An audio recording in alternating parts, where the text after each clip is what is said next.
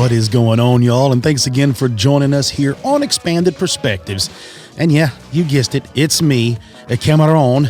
And of course, in studio with me is mi amigo, Mr. Kyle Filson. And today we have a really fun interview, do we not, Mr. Filson? Yeah, man, we got a good one. This is another one of those guys that we've been wanting to talk to for a long time. Yeah. And we almost had him on a couple years ago, and then he got busy, or we got busy. I don't even remember. Both. But yeah, both probably. And then we were like, well, we'll just do it in a couple months. And then a couple months turned into a couple years. But this is a guy who's very important to me. I remember in around 1997 or so, there was a documentary that was on television I saw on CNN or TBS, I don't remember what network, and it was called Fire from the Sky. Not Fire in the Sky, but Fire from the Sky. And he was talking about comets and asteroids and things hitting the Earth. And they had a lot of famous astronomers on there, and that's the first time I saw this gentleman. He was interviewed on that television program, and then I kind of forgot about it. And then years later, my friend Micah Hanks was like, man, I went and saw this guy give this speech, and he had a bunch of slides and interesting things. You need to talk to this guy. And of course, I'm talking about Randall Carlson. And so here we are, years in the making, but we finally had him on, and it's action-packed. It's pretty cool. I mean, this guy, if you're not familiar with his work, he's a catastrophist. I mean, he's a many things. He wears many hats, but he's talking about things that something extraterrestrial struck the Earth around 12,000 years ago. When I say extraterrestrial, I'm not talking about aliens. I'm talking about a foreign object, an asteroid or a comet. And it totally disrupted the climate here on Earth, which led to the eradication of, 5 million species of megafauna. Everything over 100 pounds. Yeah. So he knows all about that stuff. And we get into quite a bit. I mean, we're going to have him back on because we didn't get into everything. We didn't even get the questions out we wanted to ask because Randall he pontificated on much. Yeah, he's a great guy, though. I could literally sit and talk to him for weeks, man. I mean, I could listen to him tell me stuff. You brought it up. I had totally forgotten about that fire from the sky till you had mentioned it. Yeah. And I had remembered his name because you told me about it all the way back then. And I never watched it. But you had told me. The reason I didn't watch it is Kyle's been obsessed with Carl Sagan and Cosmos since we were kids. Yeah. One of my favorite shows. Yeah. And so he would always tell me all this stuff. So I didn't remember Randall until I saw a video of him or whatnot talking to Joe Rogan years later. Yep. And Joe brought him up. And then he was on Rogan's podcast. And I'm like, that's the guy that you were talking about. And then, of course, he's, him and Graham Hancock are best friends. And he actually was the man that took Graham around before Magicians of the Gods. And when he did all that. And now Graham's written that whole other book about America or whatever. And it's coming out in the next few months, I think in April. And it's all because of the stuff that Randall has helped Graham kind of find and gone through. And they've worked together. And from the way it sounds, Randall's going to be writing a book. It sounds like. Yeah, I know. I can't wait. Coming. I mean, I remember when I first saw that documentary, what made me think about it or why it stood out was that was the first time that I was aware of all these foreign objects traveling near Earth all of the time. Like up to that point, I remember, the dinosaurs were eradicated, 65 million years ago by an asteroid. Nothing's ever hit the Earth since then. Yeah. No. As a kid, we are literally in a shooting gallery. And it's happening all the time. It will happen again. Yes. And that's what's so terrifying is it's been a while since a big one's hit, so we're probably due. And when it does, it will be a level of devastation that we can't even comprehend because of the size of our population on this planet now. Yeah. That if it strikes in the water, if it strikes anywhere near a populous area, all you have to do is just Google search Tunguska. And then imagine that taking place over a city like Dallas or like L.A. or you pick any big city. Imagine it's over any big city in the States, in London, in Australia, South America, anywhere. Imagine that, and hundreds upon thousands, if not millions of people will be killed. Yeah, that's the ones that are close by. The problem is even if it hits in another country, it causes a global effect. Yes. So people be affected on the other side of the globe, even if it's nowhere near there. No matter what. So it's all terrifying stuff, very interesting. Let's take a break. When we get back from the break, we're going to get into our conversation with Randall Carlson. All right, everybody, we got a special guest today. This is going to be a real treat. This is someone I've wanted to talk to, or we've wanted to talk to for a very long time. This guy's a master builder, an architectural designer. He's a teacher, a geometrician, a geomythologist, a geological explorer, a Freemason. He's a man that wears many hats, and we're glad to have him on today. We have Randall Carlson. Randall, how are you doing? Doing excellent. Yes, I am. Much better. A couple of weeks ago, I was down with, we've had this spell of cold, damp weather here in Georgia. And I kept getting phone calls from customers, clients, friends, and stuff that were having floods in their basements because people here in Georgia don't know how to build basements. I grew up in Minnesota, and we knew how to build basements up there that didn't leak. Anyways, I spent an enormous amount of time out in the cold and the wet and the damp, and I came down with a bronchial infection that put me down for about a week. It was probably the roughest week I've had in at least a half a decade. Oh. And then I lost my voice for a couple of days. And that, for me, that's not a good deal. And so, I had to postpone the interview I was going to do with Micah until I got my voice back. So, but it seems to be back 100% now, and I'm feeling 100%. So apparently I survived. Ready to move on. Well, good. I'm glad you're here. I'm glad you're feeling better. And Yes, we're not sir. going to take up too much of your time, so we're just going to get on into it. I remember years ago, this was like 1997 or so, I saw a documentary on TV, and it was called Fire from the Sky. And it was the first time that, along with reading of some books, that I was aware that we're literally kind of floating around in a shooting gallery, and the fact of all the impacts that have happened on Earth in the past that I was not aware of, and how it's a matter of time. And luckily, we've gone this long in between the last major impact. And that show kind of led me to realize this fact. And then I started seeing some of your work. And I guess my first question to start out is, what led you into researching and studying all this stuff, this catastrophe things, this extraterrestrial thing that slammed into the Earth around 12,000 years ago, and you've uncovered so much photographic proof of giant, where you can see where there was massive flash flooding. This was something that it was talked about all over the world with all the flood myths and things like that. And these were none of these things were taught to me in school. It was really eye-opening. What got you down that path?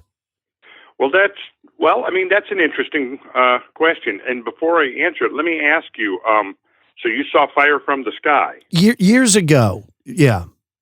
Okay. Do you remember that I was interviewed in that show? Yeah, I think that's the first time I remember seeing you.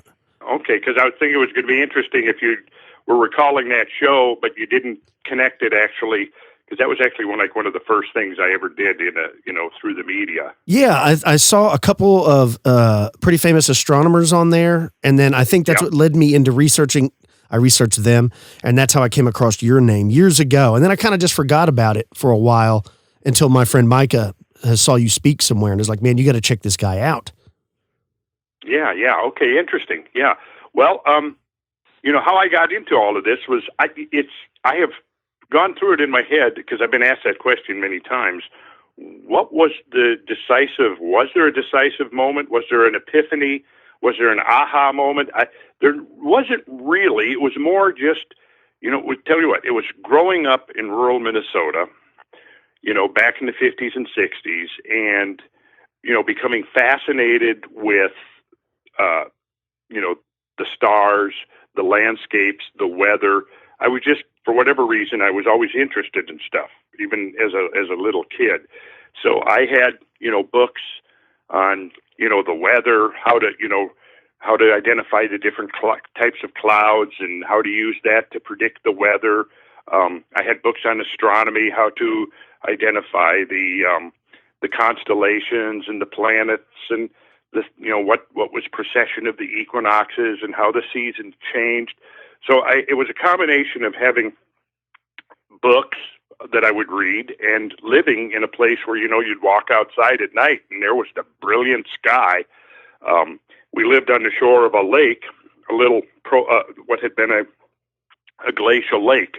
Minnesota and Wisconsin have thousands upon thousands of lakes, and those lakes are all essentially puddles of meltwater that are left over from the recession of the great ice sheets that, once covered half the state. So where I grew up, was very much right on the margin of the great, what we called the Laurentide ice sheet, that was this massive ice complex that was centered over Hudson Bay.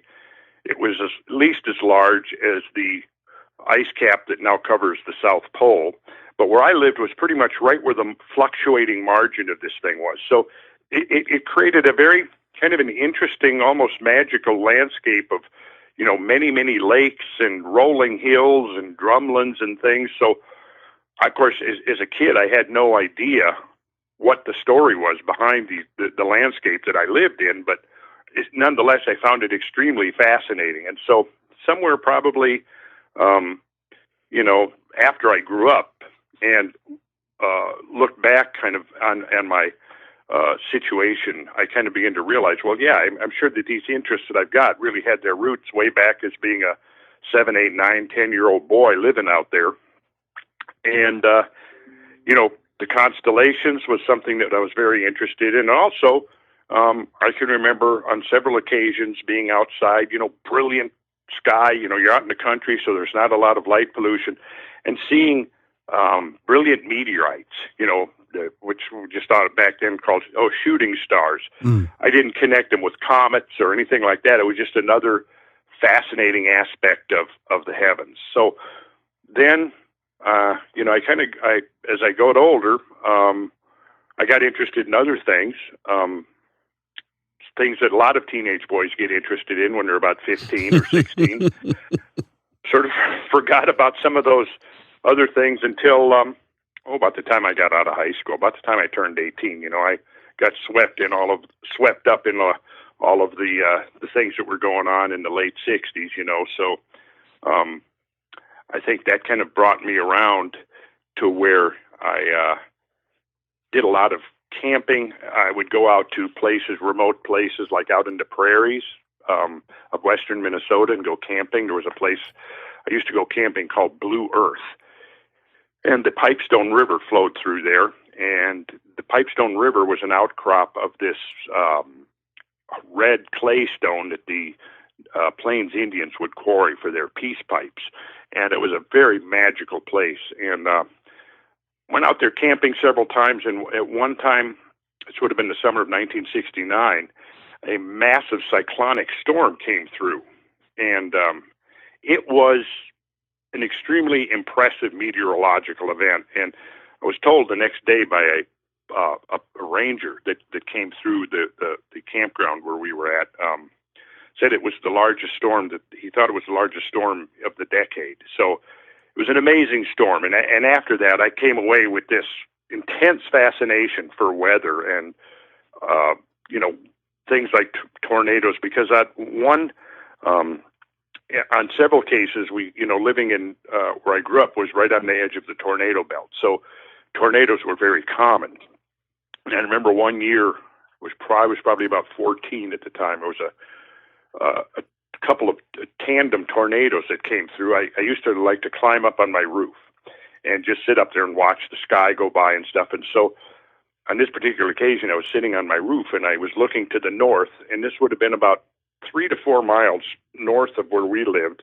I was watching this cloud, this very strange looking cloud.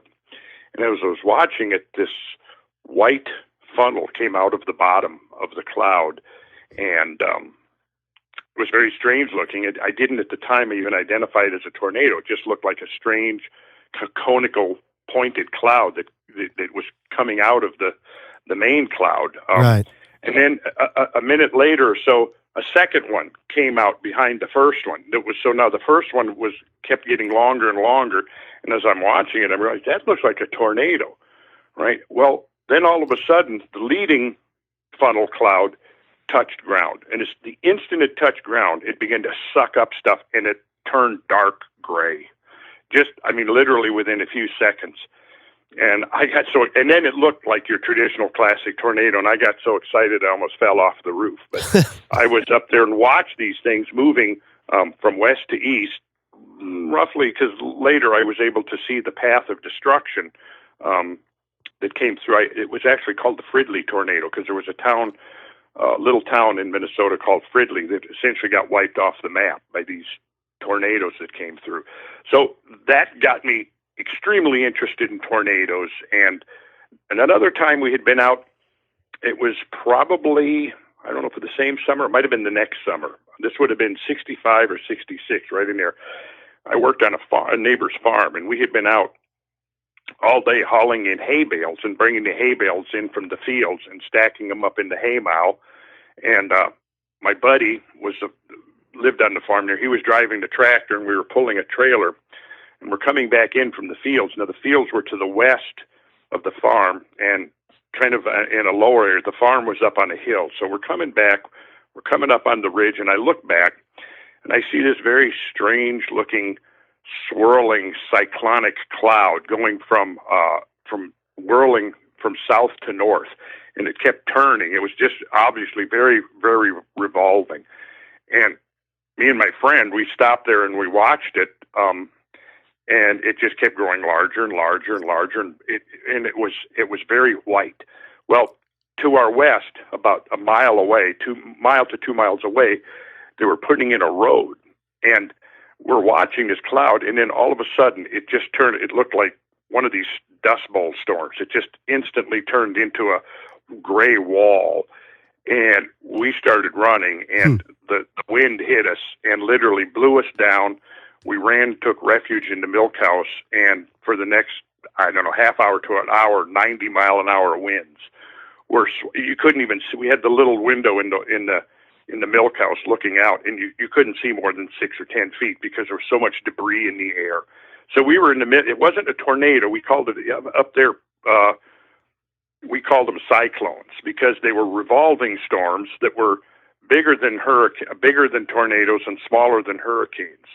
But so I remember coming away from these things, growing up in that environment. I got so interested in I would say the nonlinear things. Okay, you go along and it's normal day to day. It might be rainy one day, sunny the next day, but then every couple of years you get one of these amazing events that just pushes it over the boundaries of your day-to-day experience. And it was those kind of things, I think, that got me really interested in looking at the bigger picture of like global change. Because once I got into, I would say, I got into the aftermath of the 60s. I kind of followed a path very much like a lot of people did. I began to, look for answers to spiritual questions, and I began to study psychology, and, I looked into, which led me into looking at people like Mircea Eliade, Carl Jung, Abraham Maslow, the mythologists that were linking, the archetypal patterns of human consciousness with these ancient mythic archetypes. And so I got really fascinated with all of that, and it led me into studying mythology. And that was where you used the term geomythologist, which was not a term that existed back then, but nonetheless, my fascination with mythology led me into studying. I had studied already as a kid, was fascinated by mythology, so I had read a lot of Greek mythology and Norse mythology, particularly. In Norse mythology, it's very apocalyptic. I don't know if you've ever read any of the Norse tales, such as Ragnarok. Mm-hmm.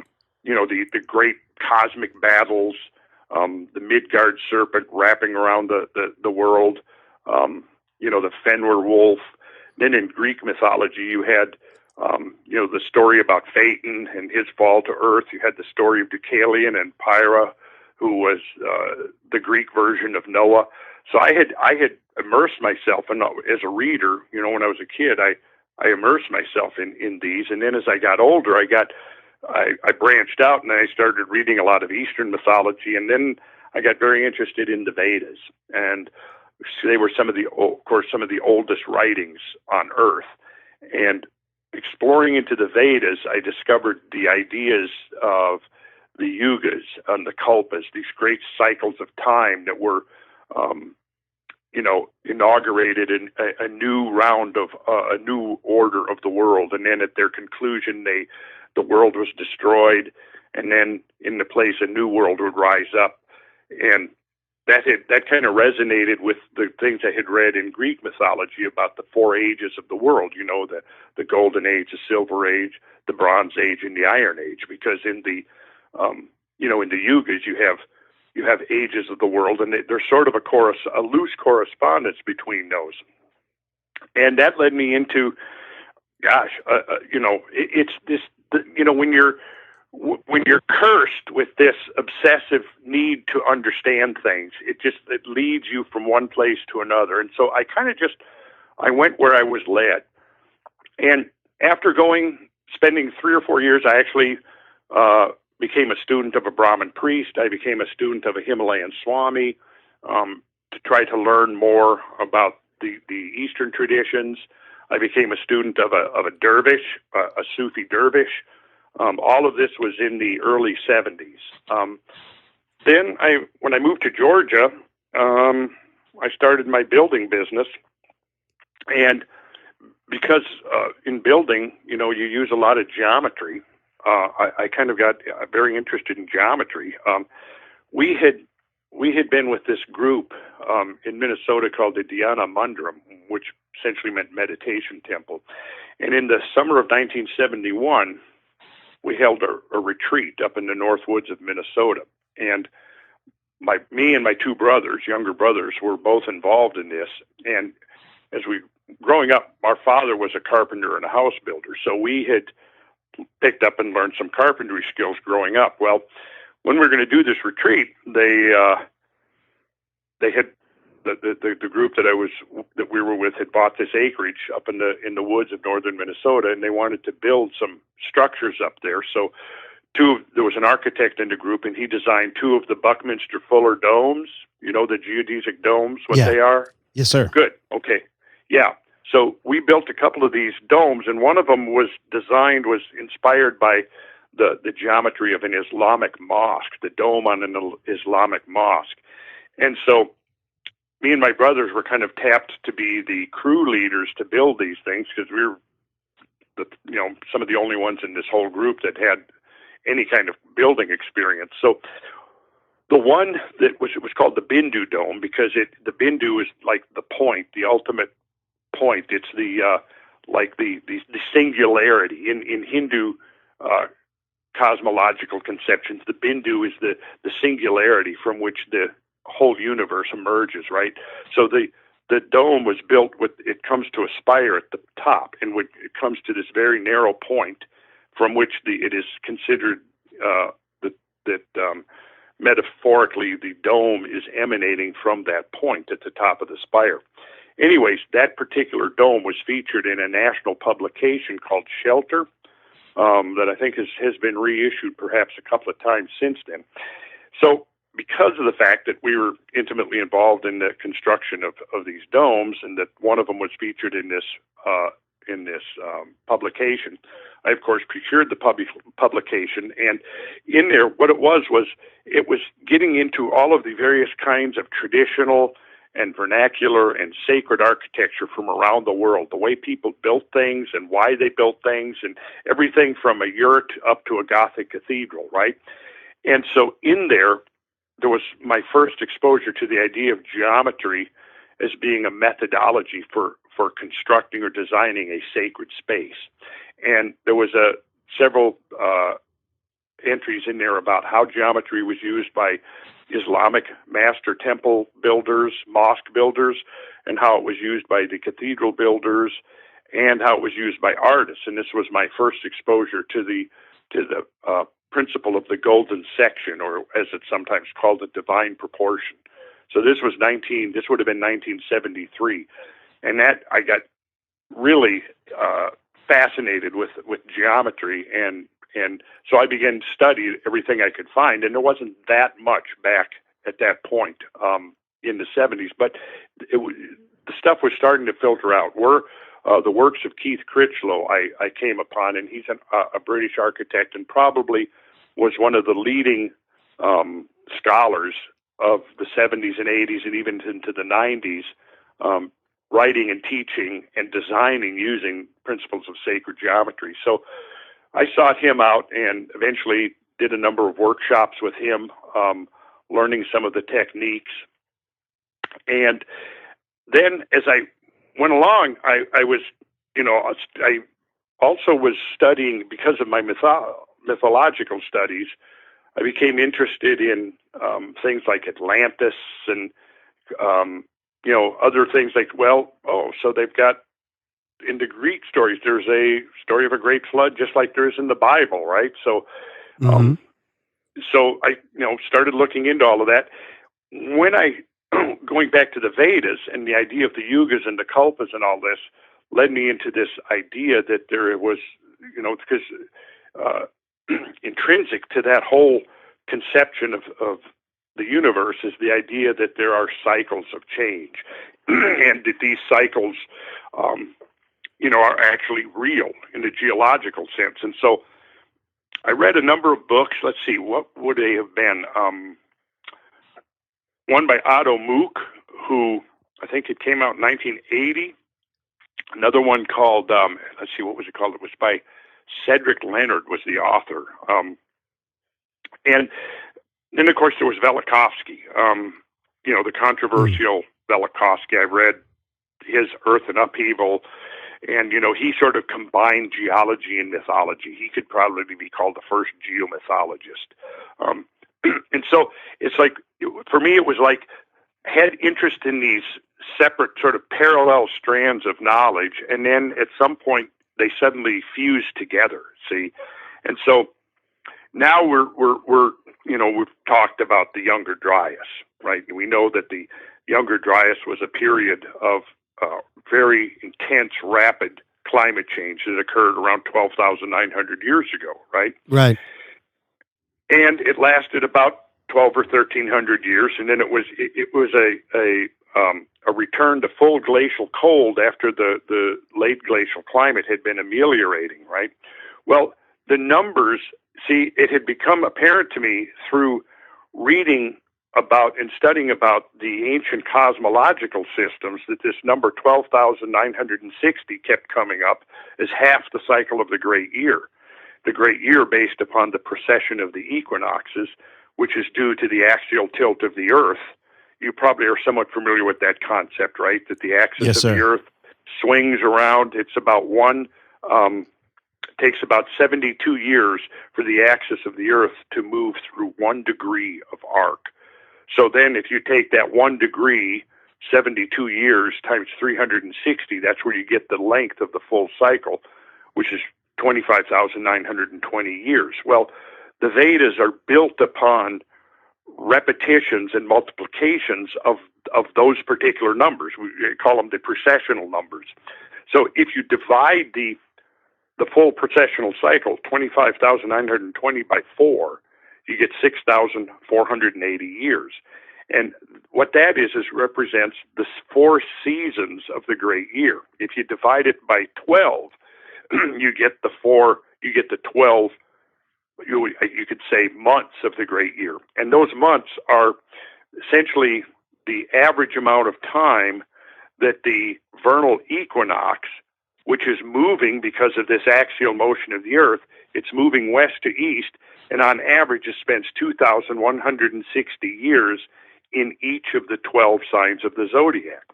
So if you multiply 2,160 years by 12, there you are back at the 25,920. So I got really interested in these particular numbers because I learned that those numbers represented not only cycles of time, patterns of temporal change, they were also the numbers that were employed over and over and over again in the ancient sacred architecture. And there are many examples of how these numbers were embedded into the sacred architecture. So for me, that was it was probably, I guess, in the 80s by the time I had begun to see that correlation. And that led me into to the belief that, yes, there really was some very sophisticated knowledge once upon a time, far more sophisticated than than has been acknowledged by conventional scholarship.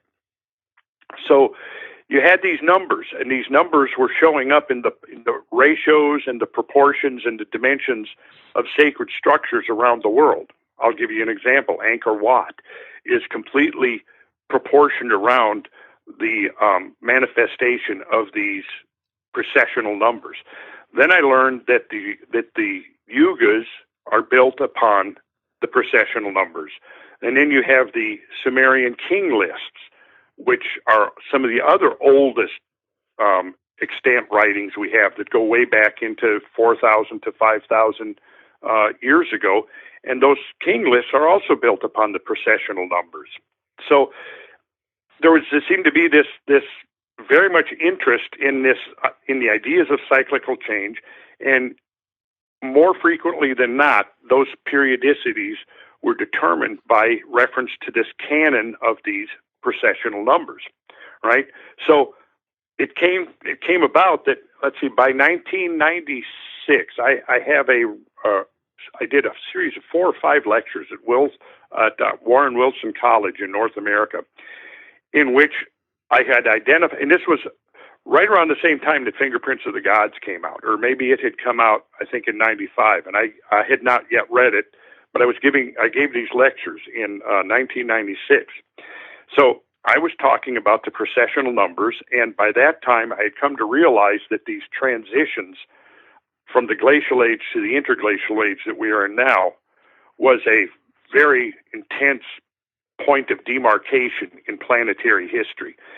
And based upon the study of the sacred canon of numerical cosmology, I had come up with the number 12,960 as being a half of a cycle, and it seemed to be indicated over and over again, just as Graham had indicated in his book, Fingerprints of the Gods. Now, what he did was he was back then thinking in terms of possibly a pole shift as being the trigger for a cataclysm. Now, that's like something Charles Hapgood wrote about, correct, Randall?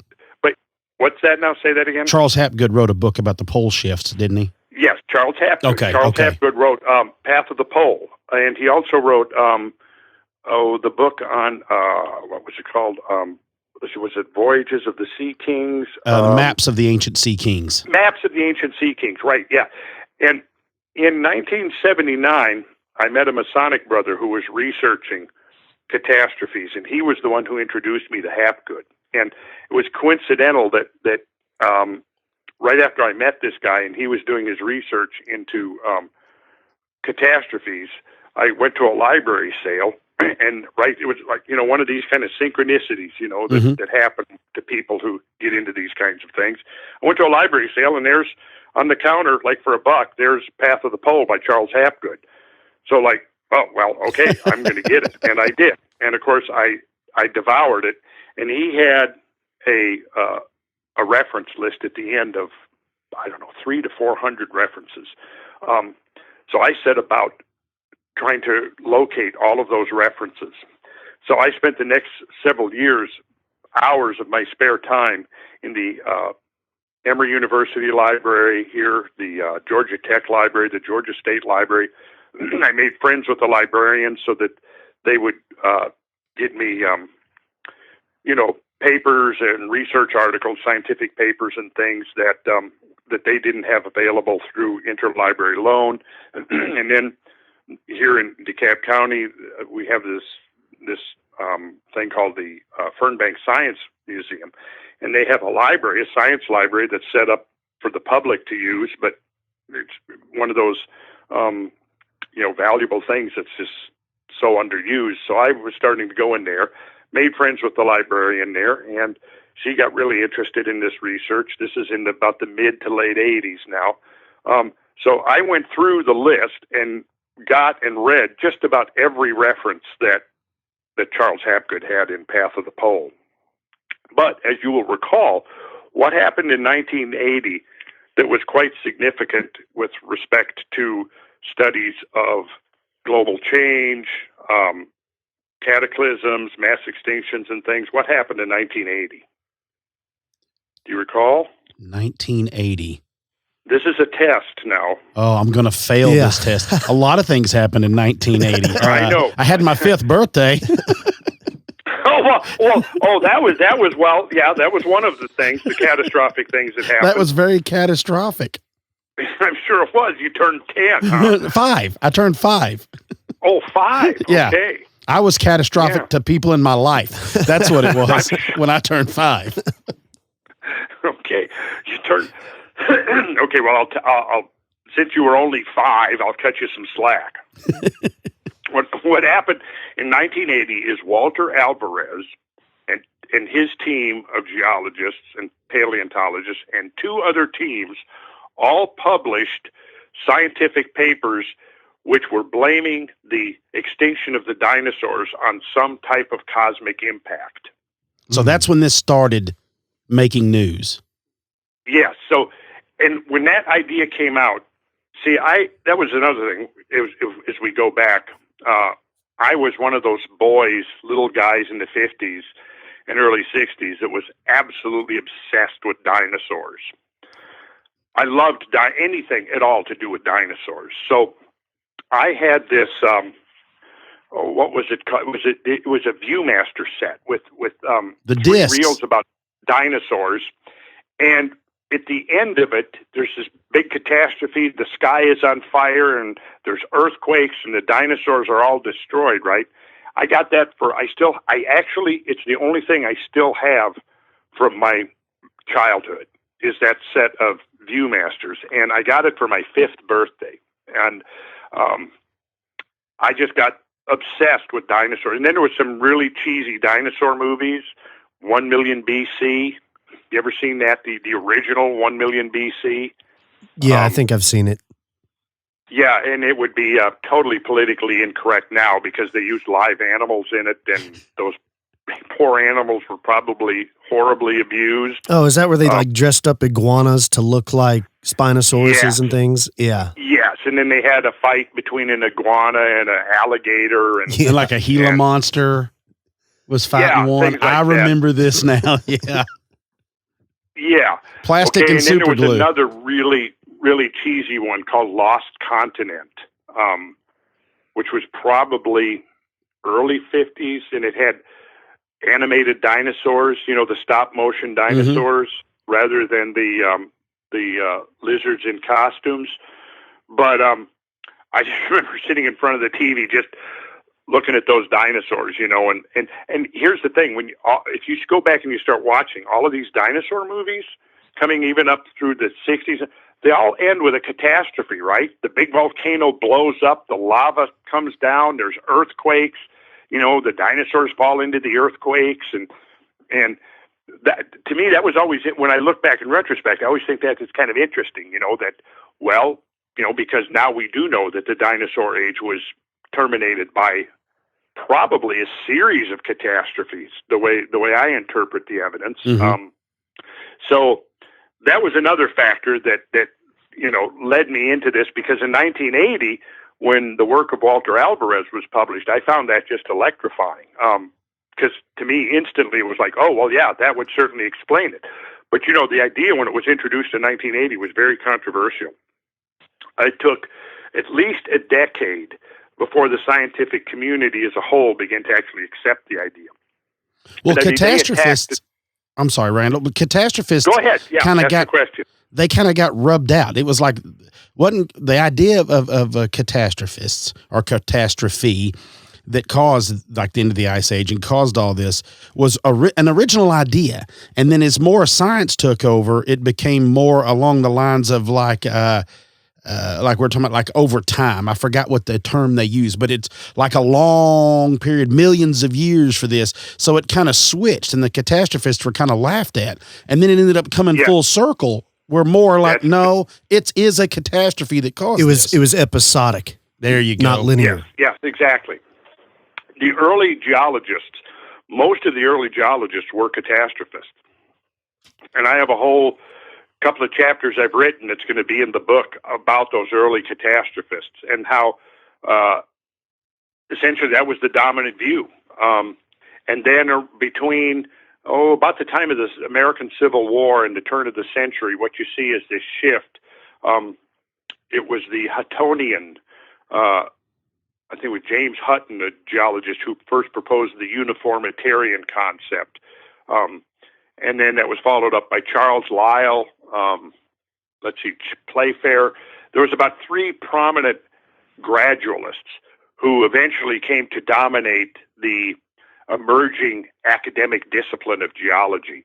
So that by the time we get to the end of the 19th century, or the end of the 1800s, catastrophism has been largely discredited and replaced with uniformitarianism, which basically says that all changes in the past can be explained by reference to changes that we see occurring essentially on a day-to-day and year-to-year basis now. See, and it's a very powerful diagnostic tool for understanding past changes. But the problem is, in my mind, is it became a dogma, and anything that seemed to go outside of this concept of one grain of sand and one drop of water at a time, extending over millions of years, can accomplish an enormous amount of work, which of course is true. But the geological community rejected the idea of sudden changes, of catastrophes, of cataclysms, and things like that. For one thing, there was the fear that, in some of the early catastrophists were also diluvialists who saw what they thought, in some cases, was evidence of gigantic floods in the landscape. And a lot of times they were actually right. But the problem is that when we look at the landscape and we look at the forces that can change the landscape, 2 of the greatest forces for landscape modification are great floods and big glaciers moving over the land. So what happened was the diluvialists kind of got discredited because once the Ice Age models came along, it was like, well, no, that evidence which you're seeing was actually created by the glaciers, not by giant floods. And that's why the old term for glacial till is drift. Now, glacial till is the material that is essentially ground up and pulverized by the glaciers moving over the land, right? And it shovels up material, and so it breaks up rock. And till, if you look at till, for example, will form moraines. Moraines are the piles of glacial till that form like a determinus or the snout of a glacier or along the sides of a glacier. When the glacier melts back, what you'll see is that there will be these arcuate mounds of glacial till, and then the floor that was beneath the glacier will be covered in, sometimes tens or sometimes even hundreds of feet thick of this ground up material called till. Well, the original term for till was drift. Now, drift more implies the action of water than glaciers, see? So it kind of shows just in the terminology how the concepts changed. So it changed from seeing all of this broken up material and thinking, okay, this was deposited by floods, and by implication, in the early 1800s, well, if you're talking about a great flood, well, then obviously you're talking about the biblical flood, right? So there was a school of catastrophists that were actually some of the early geologists were theologians, and they placed their understanding of catastrophes within a biblical framework, right? So once the scientific method came along and the biblical model of Earth history, that the world is only 5,000 or 6,000 years old and so on, and that became discredited, it was kind of a case of throwing out the baby with the bathwater. They just turned their back on any idea of catastrophism because that would suggest, we're going back to, Noah's flood and the Bible, biblical literalism. So they were very scared of biblical literalism. So this is kind of where it's at as we're right at the dawn of the 20th century. So a quarter century later, when J. Harlan Bretz began to publish his papers, I'm really glad you brought him up. Yeah, I love the end of his life. It's my favorite. What do you love? When he's proven right all these years later. Oh, yes. It's my absolutely. favorite thing. Yes. and he fought against the establishment for decades before they finally accepted the reality of these gigantic floods. And I don't know if you've ever traveled over the floodlands of the Pacific Northwest, but I promise you, if you spend a week exploring those floodlands, you come away with the realization that, these floods were monstrous flows of water, almost inconceivably huge. So, there's an interesting story about one of the geologists by the name of James Gillooly, who, in Graham's book, Magicians of the Gods, he gives a great account of Carlin Bretz and his, struggle to overcome the resistance of an overly conservative geological community. But, he tells a story about how they were going to ostensibly give Bretz a hearing and give him a chance to make his case before a group of sort of establishment geologists. When it was a setup. They were going to. What they did was they said, "Well, we'll get Bretz here. We'll invite him to Washington to this conference, and we'll discredit this idea of catastrophic floods once and for all." So Bretz came in, and this whole attack against Bretz was led by this geologist named James Gillooly, right, who was an ardent uniformitarianist, ardent gradualist, right. In the group sitting there was another geologist who worked for the U.S. Geological Survey, was J.T. Pardee. J.T. Pardee had been studying the mountain valleys of western Montana, while J. Harlan Bretz had been studying the scabland erosion of eastern Washington. Well, at the conclusion of this, at this conference, which was really an attempt to discredit Bretz, J.T. Pardee leans over to one of his colleagues and says, "I know where Bretz's water came from," because he had concluded from his studies of these mountain valleys in western Montana that there had been a huge lake impounded in those valleys. And he was absolutely right that there was a huge, huge volume of water in those valleys. The question, though, became, what was the source of, in my mind, what was the source of that water? Now, what you see is that in the 50s and 60s, the tide began to turn in Bretz's favor. It didn't happen all at once. But I believe it was in the 50s, I've forgotten the exact year, there was actually a group of geologists. Bretz had been challenging them for years, because a lot of his harshest critics had never actually been out and seen the evidence firsthand in the field. So he was challenging them to do this. And so there was this field trip. It was a week-long field trip attended by a whole group of geologists, including James Gillooly, right? So they went out and they spent a week traveling over the floodlands, mostly, I guess, of eastern Washington. And after about a week, now this whole time, James Gillooly is observing, and you got to understand that when you're looking at these floodlands, there's a whole suite of features, right? You might have an extinct cataract, which is formed by a giant waterfall that's no longer flowing.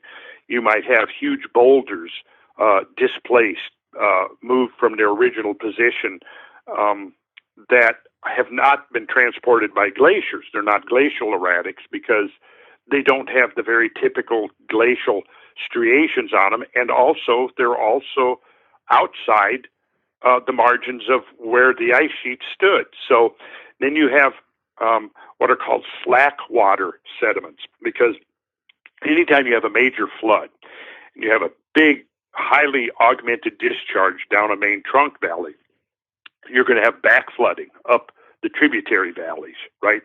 And the water will actually reverse the flow, the course of the tributary valleys, and it will generally flow back up the tributary valleys as to an elevation roughly equal to the depth of the floodwater in the main channel, right? Well, once the floodwater in the main channel drains off, then the tributary valleys can drain out, and they always leave behind a layer of sediment. Now, you can observe this on the small scale. You can observe it with a more normal type of flood that we might see every few years. But in this case, it left behind these enormous, thick deposits that sometimes should be hundreds of feet thick. And so that was particularly the kind of thing that J.T. Pardee was looking at in western Montana. And he was also looking at the floors of these mountain valleys and discovering that they were these layers, these thick layers of these sediments. And then he noticed that up on the sides of a lot of the mountains was horizontal lines etched into the side of the mountains. Well, those were shorelines, right? So you could go on, there's a whole litany of these different kinds of features. Potholes is another one that could be drilled right into bedrock, because if you have a large flow of water, it's moving very swiftly, it's very turbulent, and you get vorticular turbulence in that rapidly moving flood water. And if you have a flood that's sustained over a period of, say, days or even weeks, and you've got this vorticular turbulence, it will pick up sediment, and it'll be like a high pressure drill, and it can literally drill holes into bedrock, right? So what I'm talking about is that there's a whole suite of these features, right? That he was trying to get them out to go look at themselves. Yes, and you could take any one of these features in isolation and perhaps come up with some kind of a more gradualistic explanation. The problem becomes, though, when you take the whole suite of features. It's like each one of these features sort of amplifies, the more features you add in, the harder it becomes to interpret by any other means than a gigantic flood, right? Like, there are things called valley trains. Now, let's say you've got in a major flood channel, you've got a hill or a prominence that projects into the channel. Well, as this highly sediment-charged floodwater rushes by this prominence projecting out into the flood flow, what happens is that in the lee side or down current side of this projection, there will be a slowing of the current. And as a result of that, it drops sediment and builds what's called a valley train, which is this. And then after the flood subsides, you'll have this long, elongated, almost like a ridge or a hill that goes downstream off of this projection, right? When you look at it in cross section, like, for example, if there's a gravel pit or a road cut or a borrow pit or some way or a river that's cut into it, what you can actually see is that in the upcurrent side, the deposits, the sediments will be larger, because think about this. The water's moving along. The faster it's moving, the more competent it is to pick up material and carry that material along, right? When the water starts slowing down, it begins to deposit the cargo of material it is carrying. Well, obviously, the first that gets deposited is going to be the largest, right? Then as the water continues to slow down, you'll have this graded sequence of material. So what you can see is that you can look at one of these valley trains, and they might be anywhere from 2 or 3 or 4 miles long and 3 or 4 or 500 feet thick. But you can look at the upstream end, and you'll see these boulders that might be 6 or 8 feet in diameter. You start going downstream, and the boulder size diminishes, and eventually you're looking at boulders that are the size of basketballs, or then you keep going, and you get to the far end of the thing, and the sediment is now cobble-sized rocks, and then eventually gravel. And then if you follow the thing out to its very terminus, it might end in sand, you see. So you've got this graded sequence, and the only way you can explain that is through deposition by flowing water, see. Now, when you have one of these valley trains that, like I said, that might be 400 feet thick and 3 miles long, and it's got exactly the same kind of features you might see after a normal river or creek flood, but maybe 1,000 or 10,000 times bigger, you're left with the inevitable conclusion that, yeah, this was created by some type of a hydrological event. So now you put all of these things together, and it's impossible to explain by any other means. So, getting back to the story of the field trip with James Galooly, there's a place right along this, just above the Snake River in southeastern Washington, where the Palouse River flows into the Snake. It's just north of the confluence of the Palouse and the Snake River. There's a cataract there where it's called Palouse Falls. The falls that's there now is compared to the huge alcove or I mean, picture in your mind, if you can, Horseshoe Falls at Niagara, and turn the water off. And now imagine a cataract that's 4 times the height of Niagara and about 10 times the width, right? Wow. Yeah. The only, and the river that's now flowing there is minuscule compared to the size of the cataract, right? It's a very awesome place. I took a group out there a couple of years ago, and it was one of our first stops. We spent a whole week exploring the floodlands, and this was one of our first stops. And I was telling the story about, as we're riding along, I'm telling the story about James Galooly. And I said, this next stop that we're coming to is where James Galooly finally had his epiphany. And so when we got there, I took him over and I showed him, that this was like the last day of this field trip. And James, it was said by other participants that the last couple of days of the field trip, he was being pretty strangely silent while he's trying to, integrate what he had been seeing over, traveling. And the culmination of this was their stop at the Palouse Falls, and he went over and he's looking at this little ribbon of water pouring over this giant cataract, and there's no way you could go, okay, this giant cataract was created by that little trickle of water coming over it. Yeah. So the story is that he was standing for a very long time looking into this huge bowl, that's 400 feet deep and about 800 feet across, with this little trickle of the Palouse River flowing over it. And he walked back to the group and he said, "How could I have been so wrong?" Exact words. So, it's like he fought tooth and nail against the idea, but in the end he gave in because he finally accepted the indisputable evidence, see? And it seems that we're kind of in a situation where we need more of that. And he served a purpose, because you know what Carl Sagan used to say? He said that extraordinary claims require extraordinary proofs. And that's been one of my guiding philosophies all along in this, that, if you're going to come and say, well, yeah, there was this flood that was 1,000 times bigger than any known flood. Oh, really? Well, what's your evidence? Well, So Brett spent 25 years assembling the evidence, and it finally got to the point where it was indisputable. And that was the same way with the Cretaceous Tertiary extinction, when Alvarez and his colleagues discovered the iridium layer in Gubbio, Italy, and knew that iridium was a signature of something cosmic. And that whole controversy over that, it took at least a decade. Most of the critics were coming along saying this: well, if there was a big impact on the scale that you're talking about, there should be a huge crater, and we don't see a huge crater, therefore there was no impact. Just like in the same way, back in the 20s and the 30s, the critics said to Bretz, well, you're saying there's this big flood, but you can't provide a source for that flood, therefore there was no flood, right? Right. And we see the same thing happening with the idea of the Younger Dryas impact.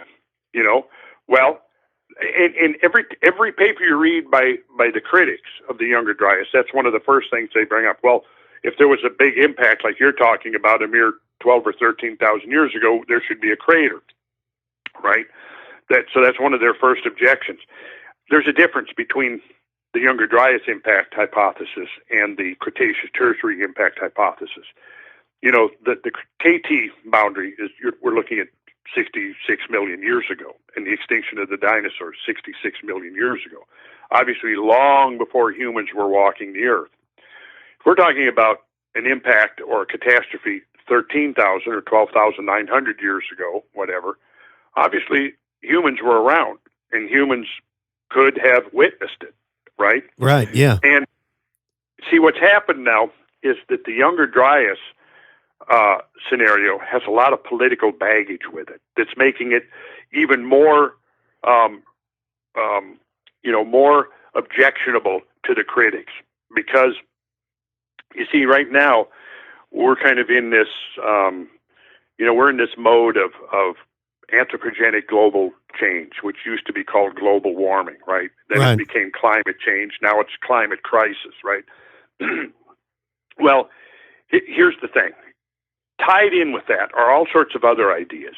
For example, humans are causing the sixth great mass extinction in Earth history, right? Now, as somebody who has studied the what are considered and called the five great mass extinctions, which is the Cretaceous Tertiary that exterminated dinosaurs, the Permian Triassic, the late Ordovician, the late Devonian, the Jurassic Triassic. If you study those in detail, what you come to understand is that they represent times when literally it was like hell on Earth. You can use the KT boundary, which in the five, the KT event stands right in the middle. Right now, you begin to look at what are some of the phenomena associated with the KT event. Well, global firestorms is one, right? Global seismic phenomena and volcanicity is the other. In fact, several geophysicists that have looked at it and the consequences of what a 6-mile asteroid moving at hypervelocity speeds impacting the Earth would essentially cause every fault line on Earth to fail. So they're estimating that there could have been earthquakes on the scale of 11 on the Richter scale, which is almost inconceivable. It would have also caused large volcanic eruptions, and the Siberian, not the Siberian, but the Deccan traps in India date to the same time, and this was a massive, massive outflow of highly fluidized basalt that injected huge amounts of sulfuric acid into the atmosphere. Some of the atmospheric physicists that have looked at it have said, well, based on the amount of sulfuric acid in the atmosphere, there would have been rainfalls with a pH like battery acid, right? And then in the aftermath of all the dust and the soot from the fires and stuff that was injected into the atmosphere, it would block sunlight for months and plunge the Earth into total darkness, literally for months, if not several years, and bring on what has been called a cosmic winter, and perhaps even trigger an onset of an ice age. Okay, now you start putting all of this together, and you come up with a scenario that, like, wait a minute, months of darkness, global firestorms, massive volcanic eruptions, global acid rain, and it's like, wait a minute, we're supposed to be in the middle of an event that's comparable to that right now? And it's like, and the thought that comes into my mind is that, okay, if you're going to claim that we are now in the sixth great mass extinction, and yes, humans have caused extinctions of species, no doubt. I mean, you can probably name about 24 species that have gone extinct directly or indirectly because of the actions of humans. But the other idea that we're causing the extinction of thousands and thousands of species is totally hypothetical, based on computer models with a lot of very questionable assumptions. But clearly, you cannot compare what's going on now to these short-lived catastrophic events in Earth history, where if we were in the midst of something similar to the Cretaceous Tertiary boundary phenomena, we would now be extinct, right? We wouldn't be having this conversation. So when you start talking about this, okay, well, humans causing a mass extinction, well, yes, because look at the record. We've done it before, and this is constantly being said over and over again. Look at what we did. Look at what humans did to the megafauna at the end of the Ice Age. Look at what humans did, So for decades, that's the Blitzkrieg, is what you're talking about there. People, the Blitzkrieg, yes. Which is Paul Martin's term was the Blitzkrieg. That's it would also crap. been called the overkill hypothesis. Yeah, I don't buy any of that.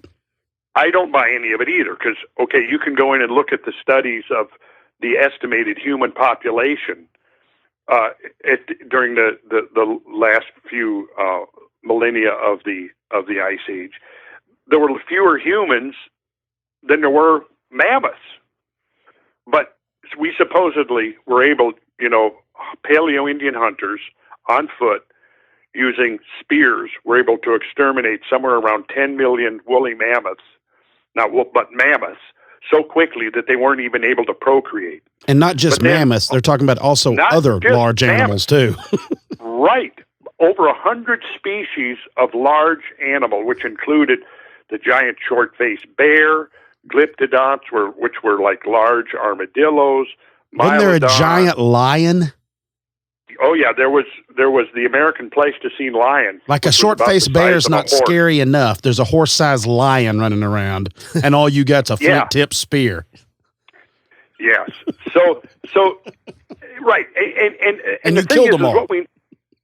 Killed them all. Then there was camelops, the giant camel. There was the Irish elk, which the large males had antler spans of up to 12 feet, and they stood up to 8 feet tall on the shoulder. I mean, can you imagine a creature like that? Right? You had 4 species of mammoths. And then you had mastodons. So you had 5 species of proboscideans that went extinct.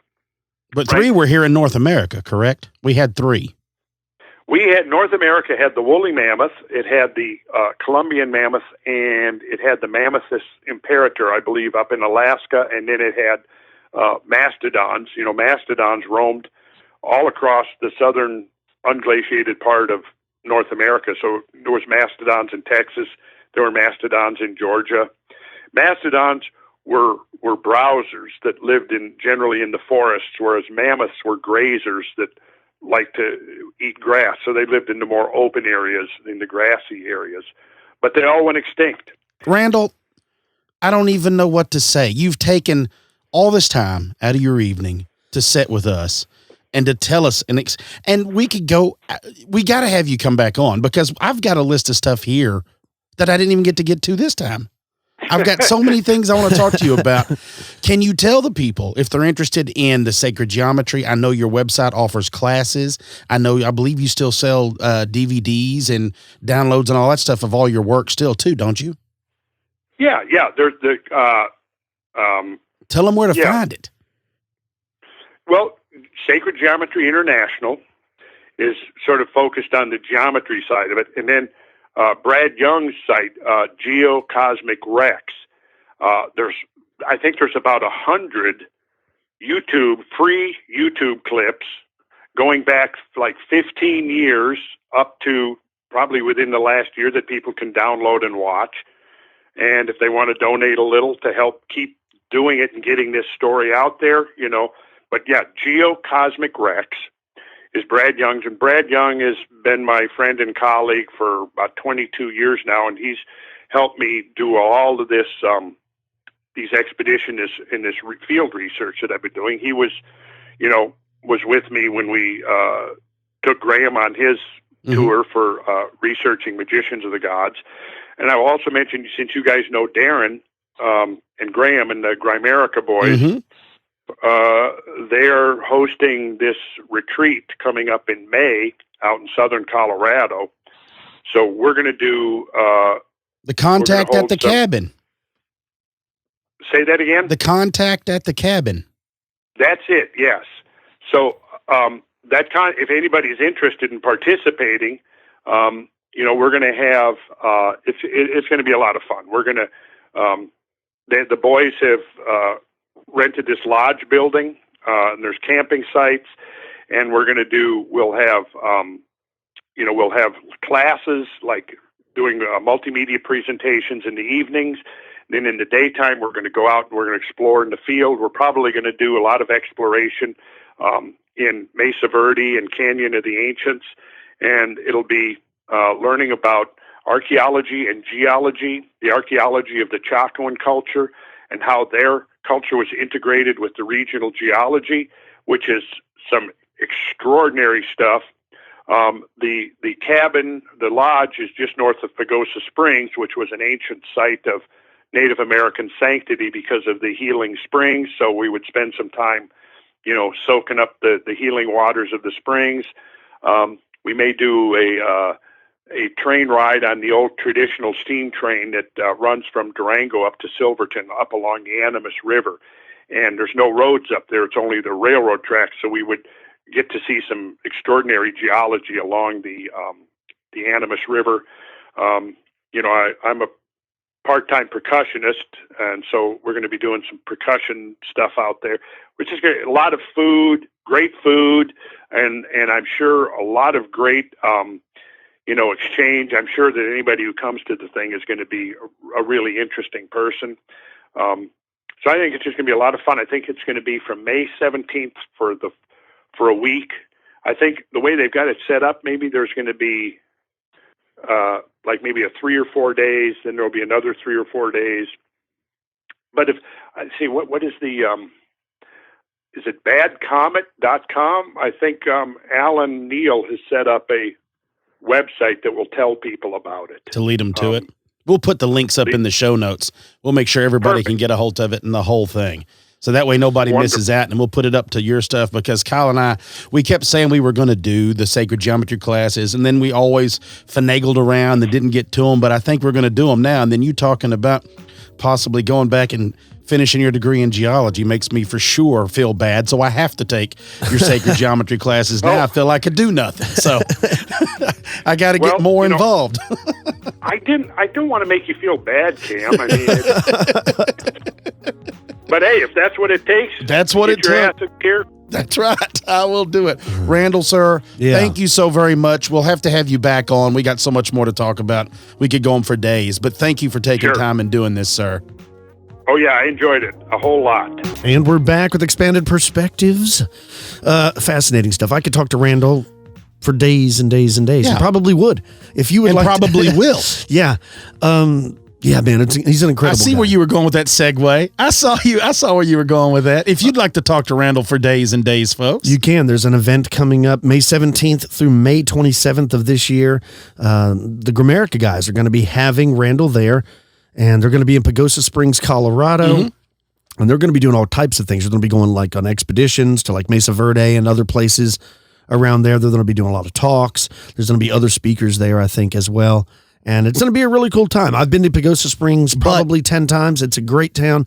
It's not like you're just going in there and sitting and hanging out. This is like a retreat. Like you get to go and stay and like spend the day and spend the evenings hanging out. Like it's a get together that you could spend multiple days staying the nights and just hanging out talking to Randall one-on-one if you want to. Yes, they've booked this giant Elk Lake Lodge. Yeah. And there's going to be accommodation, sleeping accommodations. And there's a lot of different packages. If some people, if you only want to go for like 3 days, you can do that.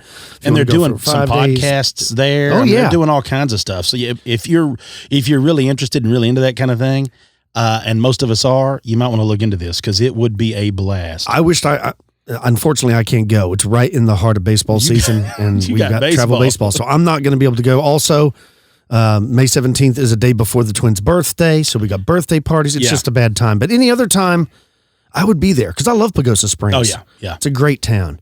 Anyways, also, if you're interested in Randall Carlson's work, he offers a bunch of courses and classes where he actually teaches sacred geometry and other things like that. Wait, what does he teach? Sacred geometry. Oh. What did I say? Sacred?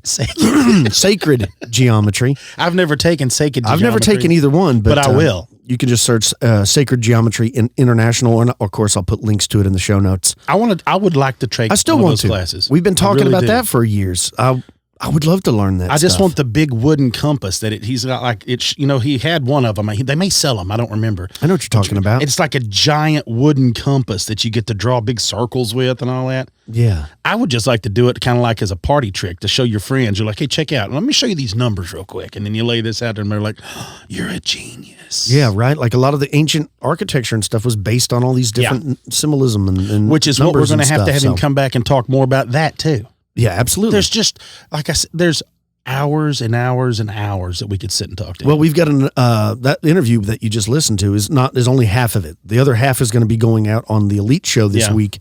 So if you want to hear the second half of that interview, you got to sign up for Elite. Just go to expandedperspectives.com, click on the Elite tab and sign up for $5. You'll get access to that the second half of that interview, as well as all of the other episodes we've already done. And I'm fixing to drop another episode there this week also. We're going to kick out 2 elite shows this week. Yeah, absolutely. So get over there, man. And then I guess we need to do another OTC coming up. We need to go ahead and kick one of those out. Yeah, people have been loving the OTCs. We have some more stories about Kyle's little brother coming up because he's a troublemaker. Yeah, I'm going to talk about... Don't give it away. Don't give it away. You're just going to have to tune in. You're going to like this story. We'll do a whole show about you just telling stories about all the times your little brother got in trouble. Yeah, but I don't know if his boss would like to hear about that. Let's use an alias. Get in trouble now. Yeah. No, he's a good boy for the most part. He's a great human being right now. He is a first responder. That's true. Yes, he is a Which is crazy still to think of that. He's making up for all the stuff he did as a kid. I think I'd just take my chances on bleeding out, trying to stop it myself. Oh, man. If you have any stories of your own you'd like to share with me and Cam, please email the show at expandedperspectives@yahoo.com. You can call the show 817-945-3828. And you can follow us on all forms of social media. For everybody out there, be careful. Till next time, I'm Kyle Filson. He's Cam Hale. Peace, y'all.